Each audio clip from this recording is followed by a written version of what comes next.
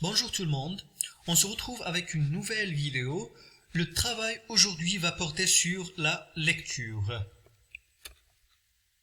Le support sur lequel on va travailler, vous le trouverez sur la page 148. L'objectif de cette leçon ou de cette activité étant de pouvoir identifier les événements dans une nouvelle. Comme d'habitude, on commence par un petit rappel. Quelles sont les 5 étapes du schéma narratif? Les 5 étapes du schéma narratif sont la situation initiale, l'élément inattendu, les péripéties qui feront l'objet de notre travail aujourd'hui, la solution et la situation finale. Commençons par un travail d'observation-découverte. Vous avez 2 illustrations, essayez de dégager les informations que l'on vous demande. Dans le premier tableau, il faut relever la source. En bas, vous avez une image. À partir de cette image, vous pouvez identifier facilement et aisément la source. La source du texte qui fait l'objet de notre travail, c'est la parure. L'auteur de ce texte, c'est Guy de Maupassant. Les personnages, bien sûr que dans cette image que vous avez en bas, vous n'avez pas les personnages, mais après la lecture du texte, vous serez capable de les dégager. C'est Monsieur Loisel et Madame Loisel.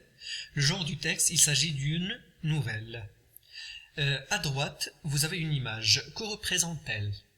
Que représente l'illustration? Cette illustration représente une rivière. C'est un bijou précieux qui est décoré avec des perles précieuses que vous voyez en vert. Ils sont vertes. Le chapeau introductif. Alors ce chapeau que vous avez au début du texte, vous allez le lire pour répondre à ces 3 questions. De quel événement parle-t-on? Lorsque vous aurez lu le chapeau, vous allez bien comprendre qu'il s'agit d'une fête, on parle d'une fête. Pour assister à cet événement, que demande Madame Loisel à l'une de ses amies? Madame Loisel emprunte une rivière à l'une de ses amies. Alors, Madame Loisel veut assister à la fête, mais elle n'a pas de bijoux. Qu'est-ce qu'elle a fait? Elle a emprunté un bijou à son amie. Voilà, que vous allez découvrir dans le texte. Je ne vais pas donner son nom maintenant. Je ne vais pas divulguer son nom maintenant. Vous allez le découvrir dans le texte. 3e question, que remarque Monsieur Loisel, ou plutôt Madame Loisel, en rentrant à la maison après la fin de l'événement? En rentrant à la maison après la fête, Madame Loisel remarque qu'elle n'avait plus la rivière autour du cou. La rivière avait disparu.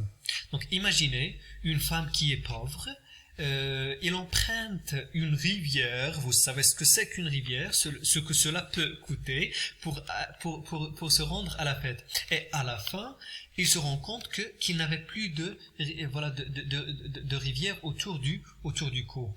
Il va perdre la tête. Lecture magistrale. Bien sûr que je ne vais pas pouvoir faire une lecture magistrale, mais imaginez que nous avons fait cette lecture, on dirait une lecture globale. Essayez d'identifier la forme du texte. C'est très simple. Le texte se présente sous forme d'un dialogue. Le lieu où se passe l'action, c'est bien évidemment la maison de la famille Loisel. Le temps, c'est la nuit après la fête.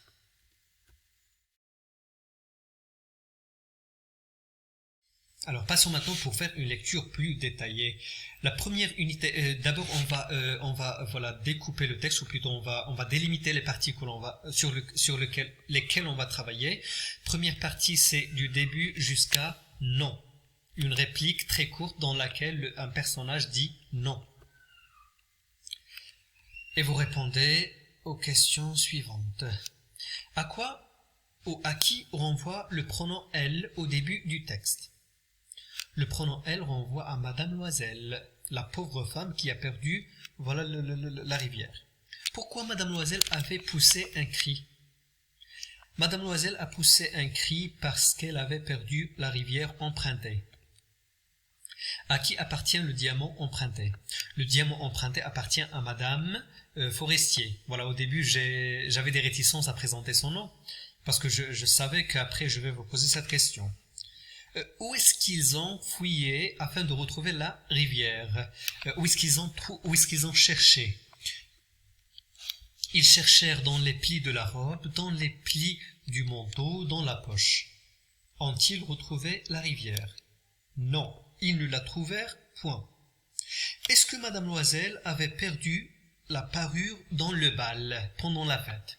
Relevez ce qui le montre. Non, elle l'avait touché dans le vestibule du ministère. Deuxième unité de sens, vous allez lire à partir de « il se contemplait atterré jusqu'à un soupçon d'espoir le poussait ». Répondez aux questions suivantes. Pourquoi M. Loisel s'est-il rhabillé? Donc c'était la nuit, après la fête. Normalement, la famille Loisel doit être fatiguée. Donc il se prêtait à dormir. Mais M. Loisel, qui avait déjà commencé à se déshabiller, il s'est rhabillé. Pourquoi? Pour sortir chercher la rivière. Relevez les expressions qui informent sur l'état de Madame Loisel. Elle demeura en toilette de soirée, sans force pour se coucher, abattue sur une chaise, sans feu, sans pensée. Alors là, cette juxtaposition de phrases nous renseigne sur l'état psychique de Madame Loisel. Elle est affolée, elle est presque folle. Donc vous imaginez ce que c'est que perdre une rivière? Ça peut coûter la vie d'une personne. À quelle heure son mari est-il rentré à la maison? A-t-il trouvé la rivière?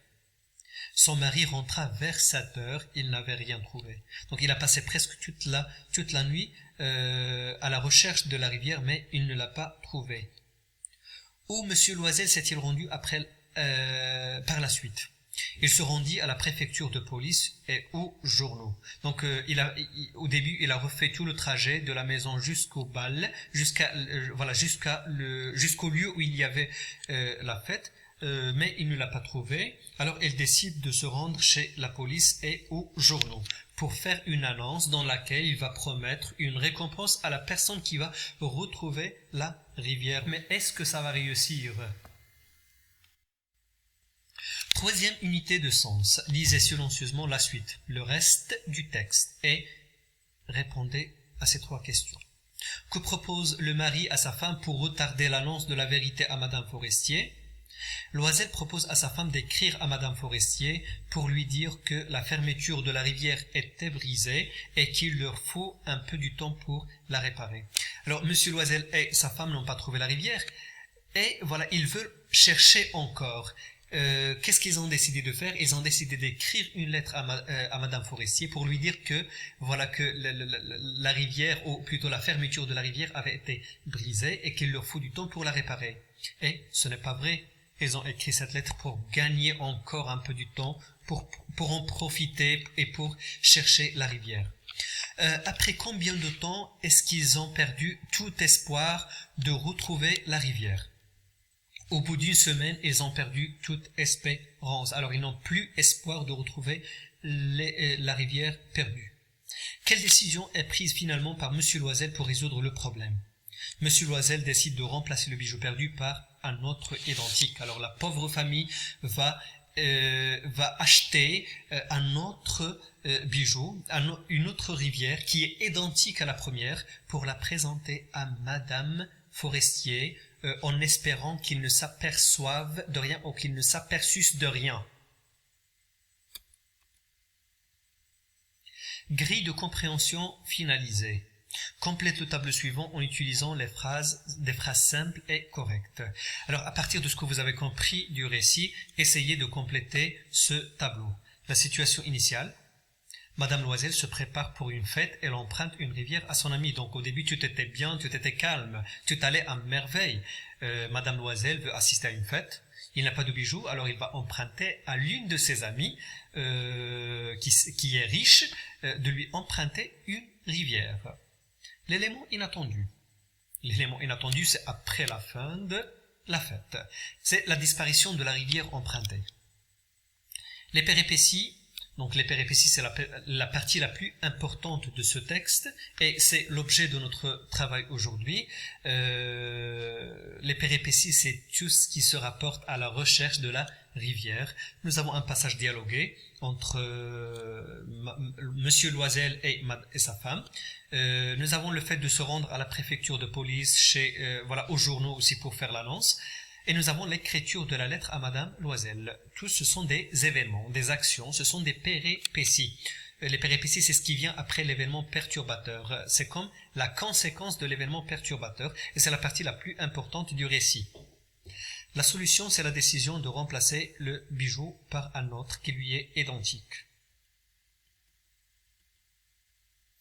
Alors, merci pour votre attention. Les exercices d'application que vous êtes invités à faire figurent sur la page 150. Je vous propose deux exercices, l'exercice de la rubrique « Je m'entraîne » et celui de la rubrique « Je réinvestis ». À la prochaine.